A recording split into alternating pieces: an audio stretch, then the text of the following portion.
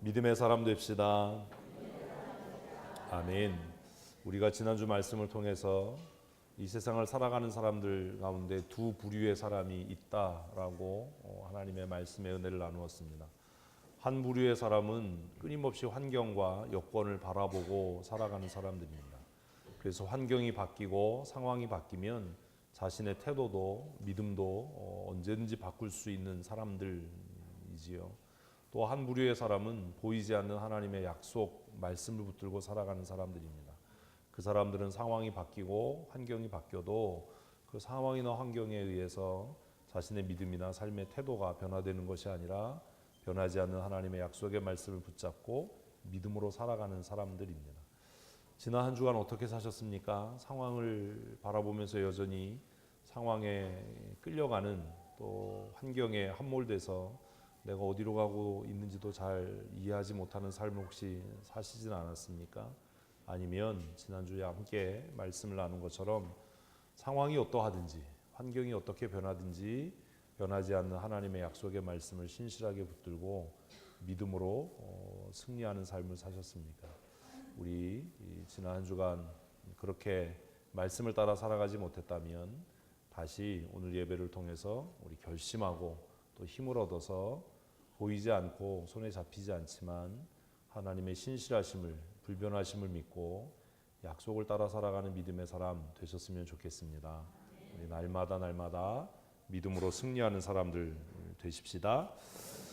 오늘은 우리 창세기 14장 전체 말씀을 통해서 하나님과 맺은 언약이 무엇인지, 그 언약의 삶을 산다는 것은 어떤 것인지 함께 말씀의 은혜를 나누고자 합니다.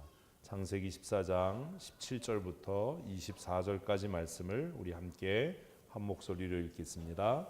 아브라함이 그돌라오멜과 그와 함께한 왕들을 쳐부수고 돌아올 때 소돔 왕이 사회의 골짜기 곧 왕의 골짜기로 나와 그를 영접하였고 살렘 왕 멜기세덱이 떡과 포도주를 가지고 나왔으니 그는 지극히 높으신 하나님의 제사장이었더라. 그가 아브라함에게 축복하이르되 천지의 주제이시요 지극히 높으신 하나님이여 아브라함에게 복을 주옵소서. 너희 대적을 내 손에 붙이신 지극히 높으신 하나님을 찬송할지로다 하매 아브라함이 그 얻은 것에서 10분의 1을 멜기세덱에게 주었더라. 소돔 왕이 아브라함에게 이르되 사람을 내게 보내고 물품은 내가 가지라. 아브라함이 소돔 왕에게 이르되 천지의 주제이시요 지극히 높으신 하나님 여호와께 내가 손을 들어 맹세하노니 내 말이 내가 아브라함으로 치부하게 하였다 할까 하여 내게 속한 것은 실 한 오락이나 들매끈 한 가닥도 내가 가지지 아니하리라. 오직 젊은이들이 먹은 것과 나와 동행한 아넬과 에스골과 마므레의 분깃을 제할지니 그들이 그 분깃을 가질 것이니라. 아멘. 13장에서 아브라함은 조카 롯과 결별하게 됩니다. 아브라함은 언약을 따라서 자신의 그 많은 소유가 이미 자신의 삶에 풍족했지만 하나님의 명령에 의해서 본토와 친척 아버지 집을 떠나서 하나님께서 명하신 곳 가나안을 향한 여정을 시작합니다. 그러나 그 조카 롯은 하나님의 약속을 받은 사람이 아니었지만 아브라함이 가지고 있었던 물질적인 풍요, 또 아브라함을 통해서 얻게 될 경제적인 이익을 목적으로 해서 아브라함을 따라 나섰습니다. 오늘 교회 안에도 두 부류의 사람이 있습니다. 다 똑같이 예수 믿는 것 같고 신앙생활하는 것 같아 보이지만 한 부류의 사람은 변하지 않는 하나님의 나라와 하나님의 약속, 또 하나님의 말씀을 의지해서 살아가는 사람들입니다. 그 사람들은 하나님의 약속을 따라 살기 위해서, 하나님의 나라를 소유하기 위해서 어떠한 희생이나 대가를 지불할 각오와 준비가 돼 있는 사람들이지요. 그래서 어려움이 다가와도, 환경이 변해도, 상황이 변해도 그 상황이나 환경에 매이거나 굴하거나 그 환경을 변명 삼지 않고 믿음의 선한 싸움을 싸워가는 하나님의 사람들입니다. 롯은 상황이 바뀌자마자 그의 태도를 바꿉니다. 그래서 아브라함이 그에게 내가 원하는 대로 택해라. 그러면 나는 너의 반대편을 택하겠다라고 제안했을 때 그는 주저하지 않고 눈에 보이는 상황, 자신의 가축들을 잘 먹이고 또 또 잘 기를 수 있는 초지와 물이 넉넉한 곳을 택했고, 아브라함은 자신이 마땅히 누려야 할 기득권이었지만 그 상황이 어떠하든지 불변하신 하나님의 약속을 신뢰하였기 때문에 그가 두말하지 않고 조카와 결별하고, 그리고 좀 부족해 보이고 또 여건이 갖춰져 있지 않은 그 가나안에 머물기로 작정했고, 그곳에서 아브라함은 하나님 앞에 예배하는 예배자의 삶을 포기하지 않았던 것을 우리가 말씀을 통해 보았습니다. 조카 롯이 보기에 그 소돔의 땅은 비옥하고 하나님이 만드신 에덴 같아 보였을 겁니다. 성경이 그렇게 기록합니다. 우리도 그렇지요. 교회 안에 어떤 사람들은 상황과 환경에 따라서 자신의 행동과 말을 바꾸고 또 자신에게 유익이 되면 언제든지 돌아설 수 있는 그런 태도를 가지고 있는 사람들이 있습니다. 그래서 좋고 기쁠 때는 뭐 최고고 뭐 우리 교회가 뭐 이렇게 얘기하다가 조금만 자기에게 경제적인 또 감정적인 정서적인 손해가 다가오면 언제든지 뒤돌아보지 않고 돌아설 수 있는 그런 사람들이 교회 안에 여전히 있다라는 겁니다. 믿음으로 산다는 것은 보이지 않는 하나님의 약속을 따라 살아가는 겁니다. 그것은 항상 도전적인 삶이고 또 불안정해 보이는 삶이고, 상황을 택하고 살아가는 사람들에게는 미련해 보이는, 어리석어 보이는 삶일지도 모르겠습니다. 그러나 머지않아서 그 자신의 윤택함과 자신의 가치와 기준을 따라 아브라함과 결별했던 조카 롯의 삶에 뜻하지 않은 고난이 다가오게 됩니다. 그 사건을 기록하고 있는 것이 이 14장 본문 전체의 말씀입니다. 14장 1절은 이 사건의 기록에 대해서 3절까지 간략하게 기록을 하고 있습니다. 우리 함께 한번 읽어보십시다. 당시에 시날 왕 아무라벨과 엘라살 왕 아리옥과 엘람 왕 그돌라오멜과 고임 왕 디다리. 자, 몇 명이죠? 4명이에요. 줄이 4줄이잖아요. 뭐 일일이 세볼 필요가 없어요. 외우실 필요도 없습니다. 앞에가 나라고 뒤에가 이름입니다. 그죠? 가나안이 굉장히 좁은 땅이었는데 그 땅에 많은 왕들이 있을 정도로 그 땅은 어쩌면 윤택하고 비옥했는지도 모릅니다. 소돔이라고 하는 도성이 있었던 곳이 그렇게 비옥한 곳이었던 것 같습니다. 그래서 이 네 왕들이 나라를 각각 다스리고 있었던 것이 1절의 배경입니다. 2절을 다시 읽습니다. 소돔 왕 베라와 고모라 왕 비사르와 아드마 왕 스납과 스보임 왕 세멜과 벨라 곧 소알 왕과 싸우니라. 그래서 앞에 나온 네 왕이 뒤에 나온 2절에 5 왕과 전쟁하게 되는 거지요. 그들이 왕이라고 하지만 사실 작은 영토를 다스리는 지방 군주 정도로 이해하시면 좋을 것 같습니다. 그래서 앞에 나온 이 5 왕 그돌라오멜이 중심이 된 이 한 그룹과 이 뒤에 있는 5 왕들이 연합을 해서 서로 전쟁하게 됐는데, 그 전쟁의 배경은 이런 겁니다. 3절입니다. 이들이 다 시딤 골짜기 지금 여매에 모였더라.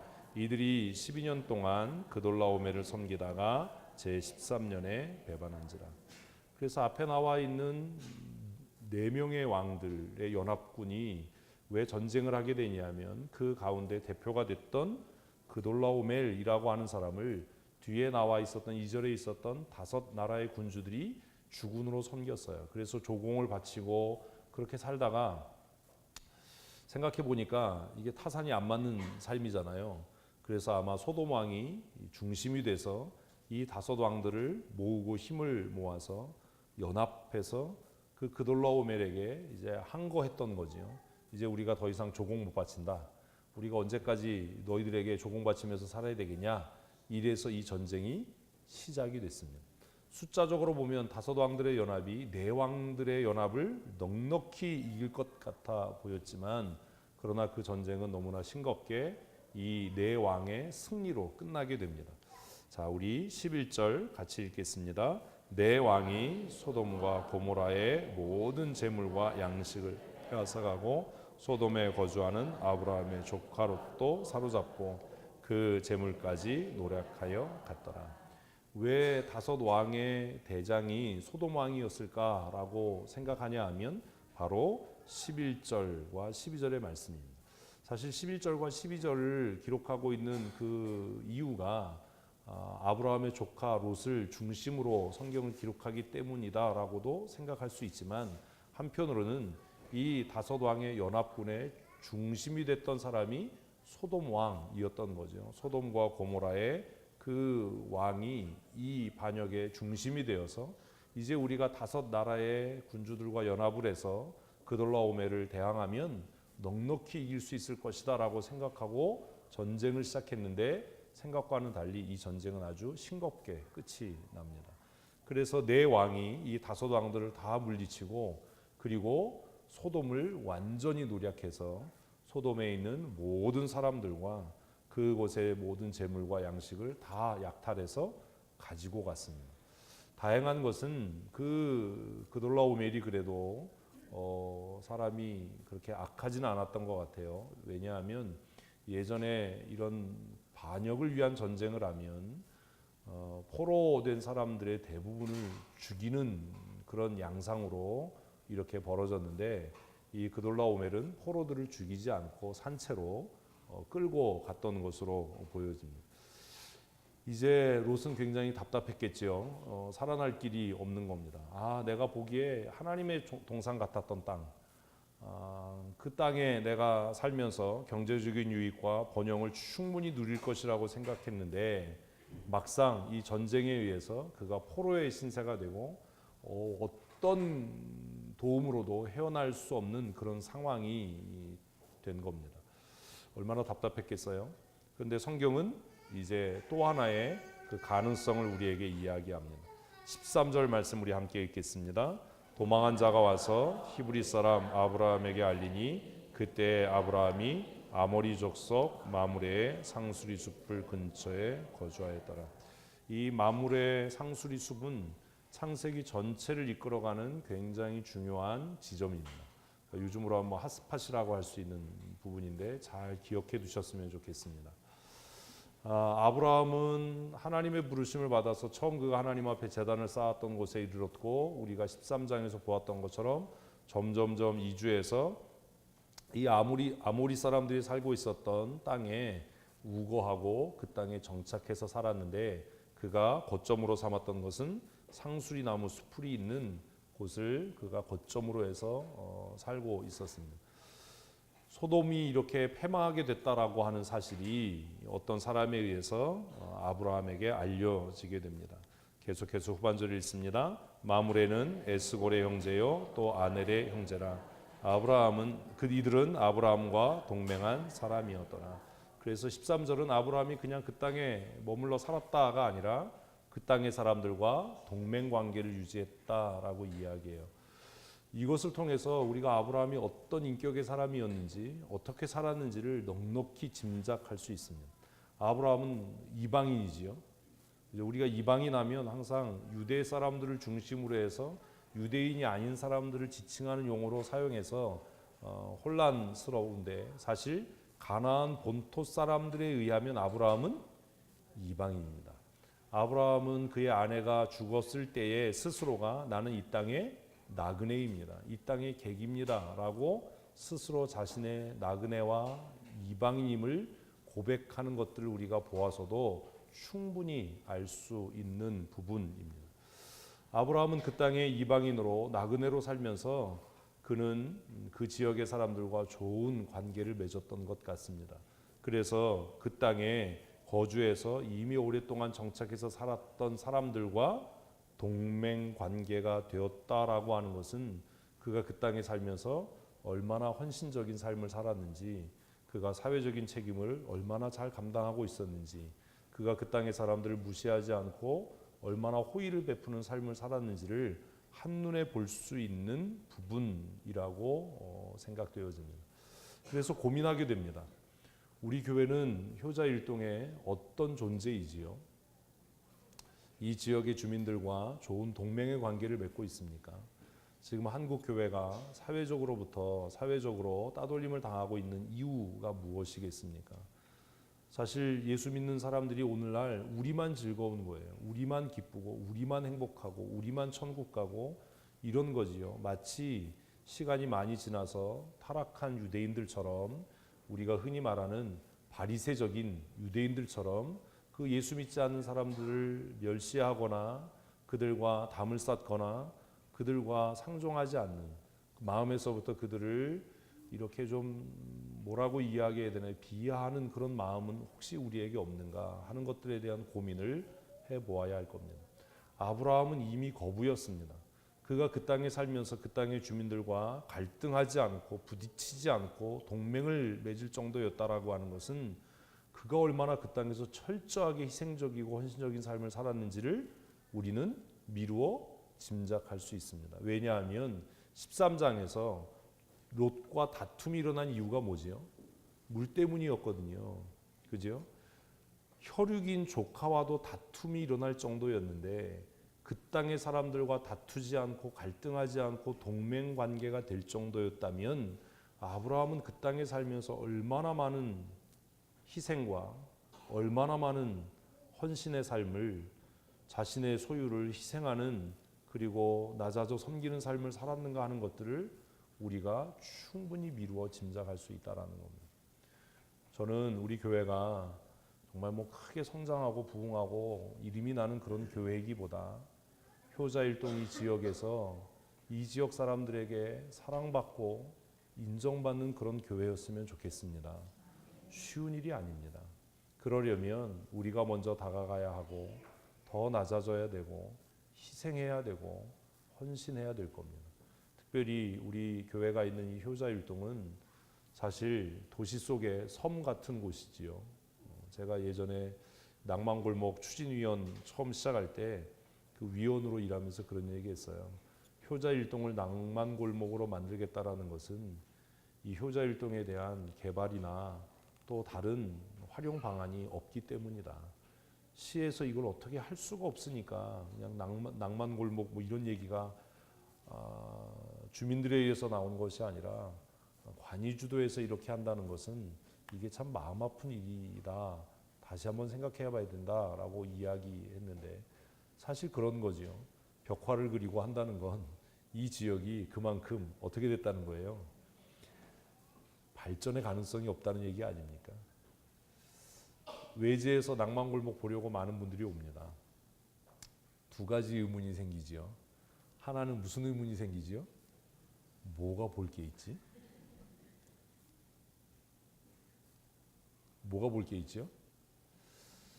저 그려놓은 그림은 제가 열심히 그리면 저보다 조금 더 잘 그릴 것 같아요. 천사 날개는 천사가 다이어트를 안 해서 날개가 좀 뚱뚱해요. 잘못 날개 달고 올라가면 떨어져 죽을 것 같아요. 호랑이는 고양이 친구인 것 같기도 하고 이게 호랑이인지 고양이인지 우리 그 옹벽 옆에 그려져 있는 그림은 도대체 얘를 왜 그렸는지를 모르겠어요. 무슨 의미로 그렸을까? 춘천에 옛 지도를 그렸는데 거기에 성도교회는 있어요. 우리 교회가 생각보다 오래전부터 있었던 것 같아요.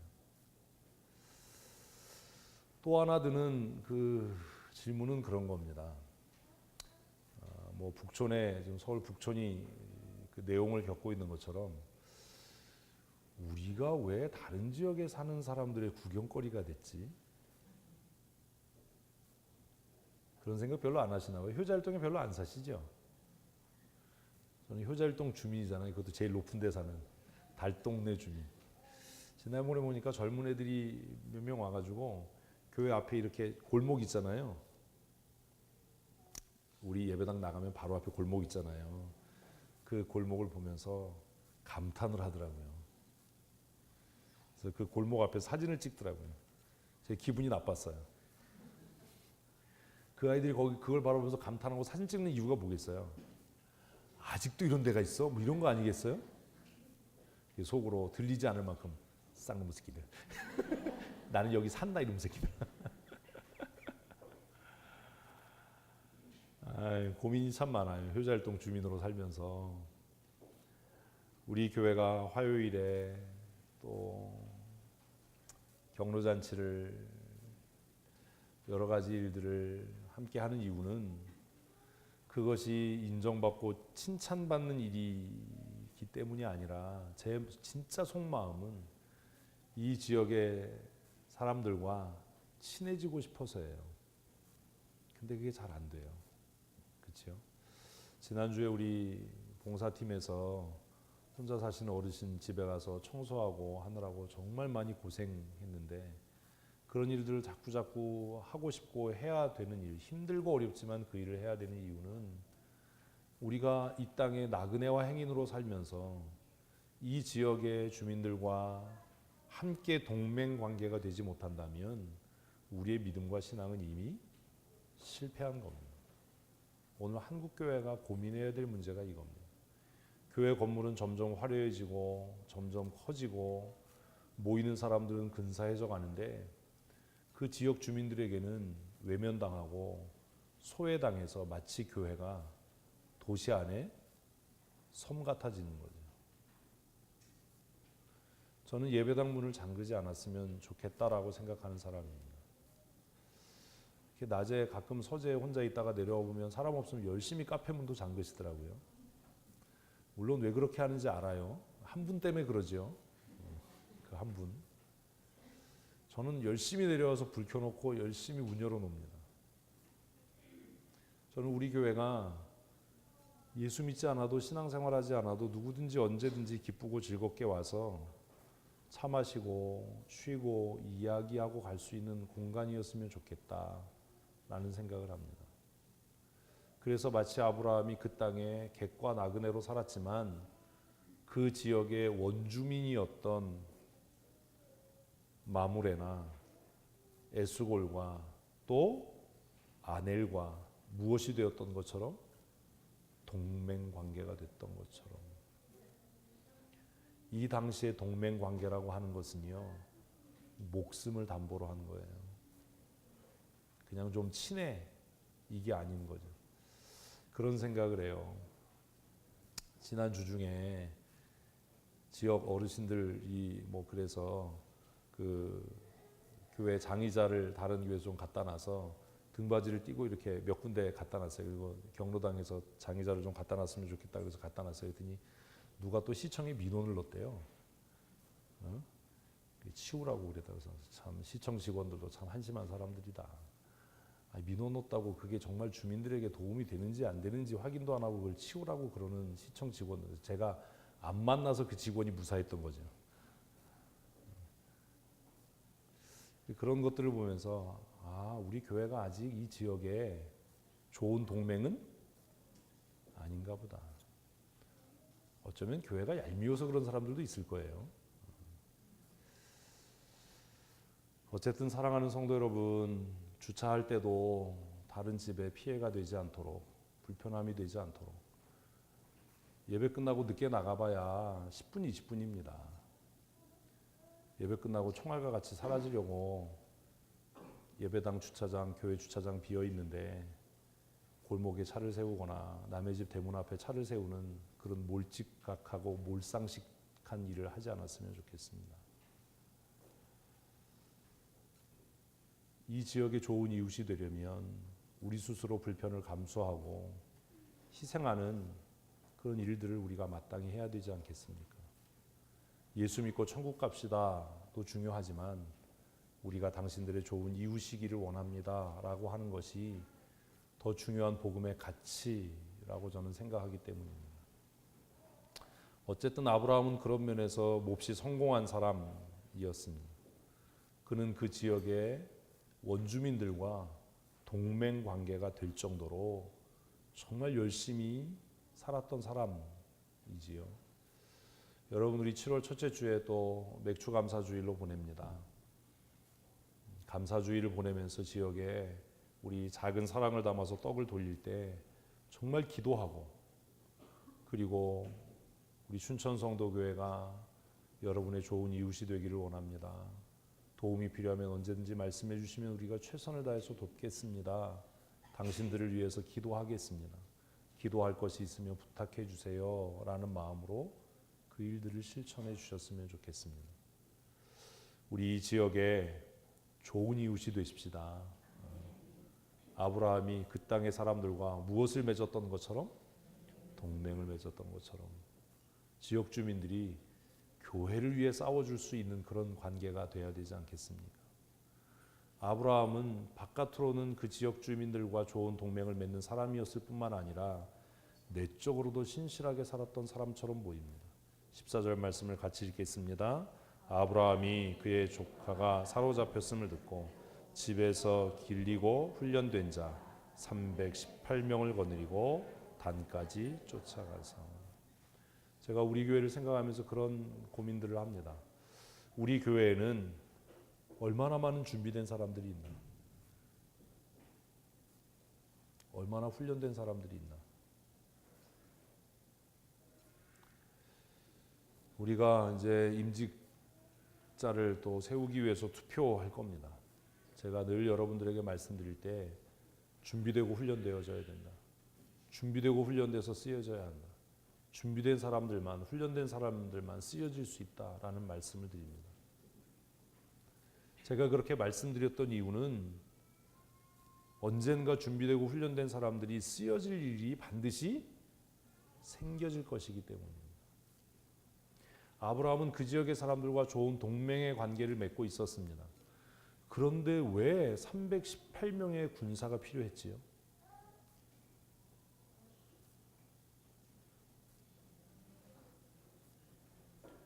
제가 늘 우리 청년들에게 또 우리 성도들에게 말씀드리지만 훈련되지 않고 준비되지 않으면 쓰여질 수 없습니다. 그에게 직분이 맡겨져도 그에게 기회가 주어져도 훈련되지 않으면 준비되지 않으면 절대로 유능하게 유용하게 쓰여질 수 없습니다. 일어나지도 않을 일, 어떤 일이 생길지 모르는 상황 속에서 적은 숫자가 아니잖아요. 몇 명이요? 중소기업이잖아요. 중견기업이잖아요. 318명을 집에서 먹이고 입히고 그리고 그들을 놀린 것이 아니라 뭐 했다고요? 훈련된 자. 길리고 훈련되었다라는 말은 아브라함이 평상시에 318명이나 되는 사람들을 집에서 먹이고 입히고 또 그들을 뭐 했다고요? 훈련했다라고 성경은 이야기해요. 저는 이게 잘 이해가 안 돼요, 사실. 아브라함 참 무서운 사람이다라는 생각을 합니다. 우리는 무조건 믿음이면 다 돼. 믿음으로 하면 뭐 하나님이 다 하실 거야 이렇게 얘기하는데 그렇지 않아요. 하나님의 교회가 사단과의 영적인 싸움을 싸우고 있는 것을 우리가 알고 있다면 하나님의 교회가 죄악이 왕노릇하고 세상의 가치가 다스리는 이 세상 가운데서 하나님의 정의와 하나님의 공의를 실현하고 실천하고 이 나라의 이 땅의 빛과 소금으로 역할을 감당하려고 한다면 집사가 되기 위해서 장로가 되기 위해서 권사가 되기 위해서가 아니라 그 선한 영적인 싸움을 감당하기 위해서 뭐 해야 한다고요? 반드시 훈련되어져야 하는 겁니다.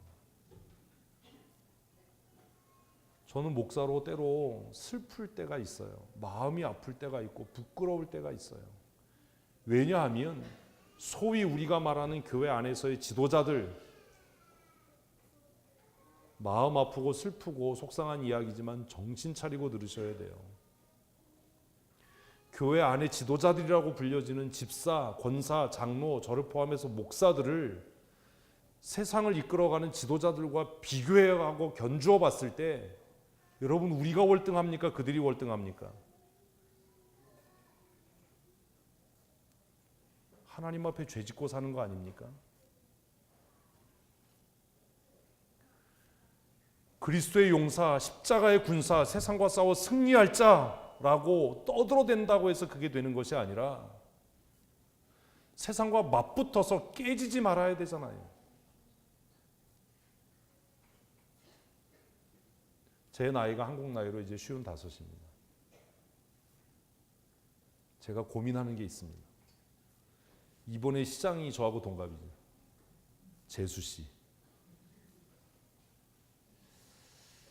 세상 말로 재수가 좀 있어야 되는데. 제 나이쯤 되면 세상에서는 시장을 하잖아요. 그런 고민해요. 내가 가지고 있는 지적인 능력이, 내가 가지고 있는 신실함이, 내가 가지고 있는 업무 처리 능력이 내 나이 또래에 일반 기업의 상무, 일반 기업의 대표이사,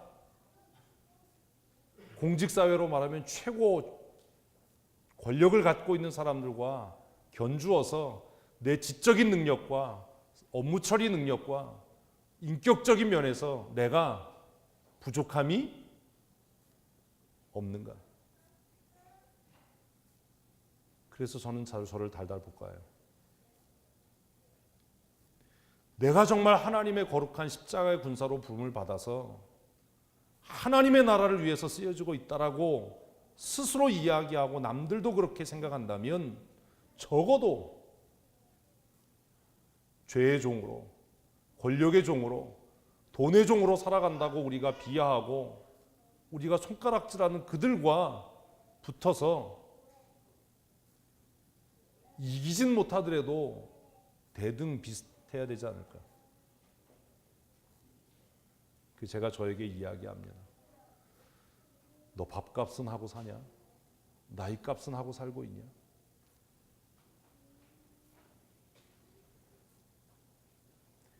제 나이 또래의 사회생활하는 친구들을 보면 정말 치열하게 살아갑니다. 그래서 때로는 부끄럽습니다.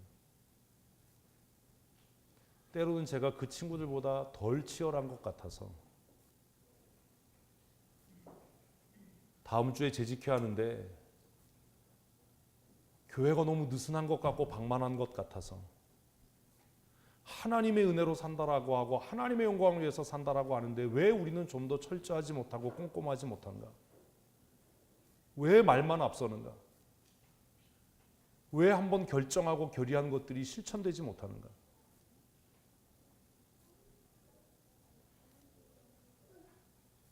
아브라함은 도대체 무슨 목적으로 집에서 318명이나 되는 사람들을 먹이고 키우고 양육하고 뭐 했을까? 훈련했을까? 여러분 어떤 훈련이 되셨습니까? 내가 집사요, 내가 권사요, 내가 장로요라고 이야기하기 전에 여러분은 어떤 훈련이 되어 있습니까? 성경에 대해서 박식합니까? 뜨거운 기도의 사람입니까? 세상이 감당 못할 영성이 있습니까? 나밖에 모르고 내 편안함만 추구하고 내 안락함만 도모하는 아직도 유아 같은 그런 욕구와 성향의 삶을 살고 있지는 않습니까? 이 말씀이 너무 도전이 되는 거예요.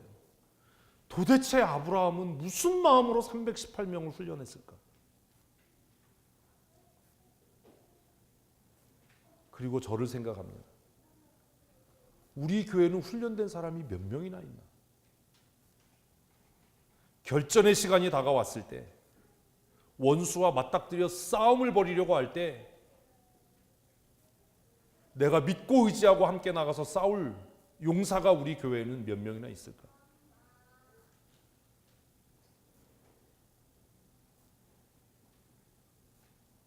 성경 읽어놓고 14절을 읽으면서 고민이 되는 거예요.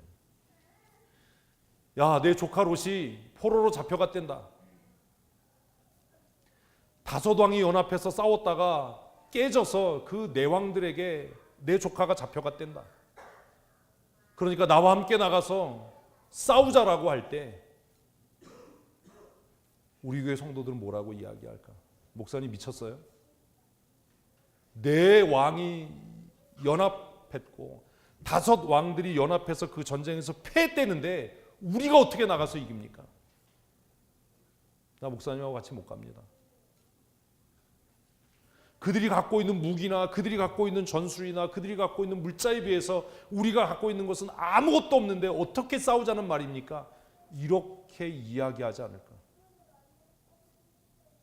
우리 교회 성도들이.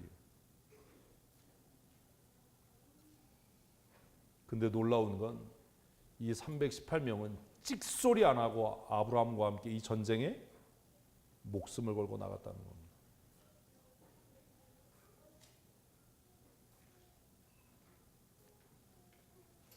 교회 안에서 이런저런 일을 할 때마다 찬송하고 기쁨으로 그 일을 하는 사람들보다는 반대하고 염려하는 사람들이 더 많습니다.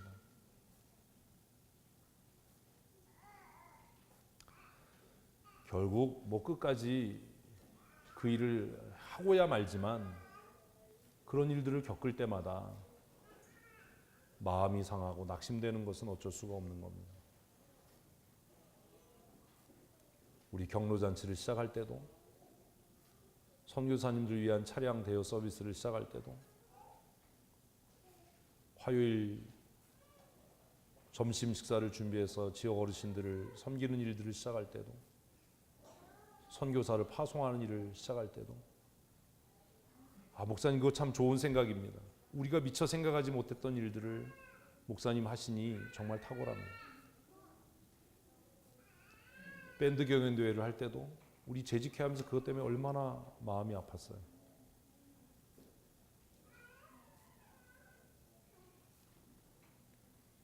아브라함은 참 탁월한 사람이다.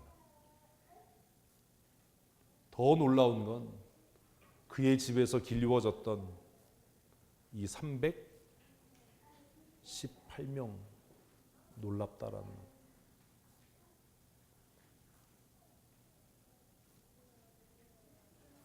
지난 한 주간 이 말씀을 서재에서 묵상하면서 그런 기도합니다. 하나님, 내가 무슨 짓을 해도 저는 목사님과 함께 하겠습니다라고 할 수 있는 사람 318명은 고사하고 3명만이라도 있었으면 좋겠습니다. 목사님이 힘내십시오. 돈이 필요하면 제가 돈을 댈 거고, 사람이 필요하면 제가 밤을 새서라도 목사님 곁에 있을 거고, 힘이 필요하면 제가 뼈가 으스러지더라도 그 일을 감당하겠습니다라고 하는 사람들이 우리 교회 안에 있는가? 목사님 그거 기도하고 결정하셨습니까? 그러면 제가 끝까지 목사님과 함께 하겠습니다 라고 할 수 있는 사람